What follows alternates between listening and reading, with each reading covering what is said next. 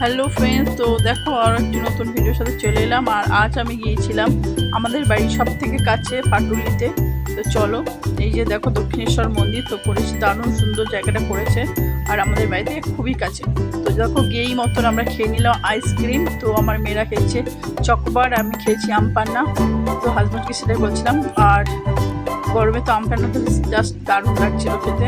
কে কে খেয়েছে অবশ্যই কমেন্টে জানিও। আর এই যে দেখো কত সুন্দর জায়গাটা লাগছে, আর আমরা এদিকে দাঁড়িয়েছিলাম আর দারুণ সুন্দর হাওয়া দিচ্ছিল। আর এই যে দেখো একটু সেলফিও নিচ্ছিলাম আমি, হাজব্যান্ড আর দুটো মেয়ে মিলে।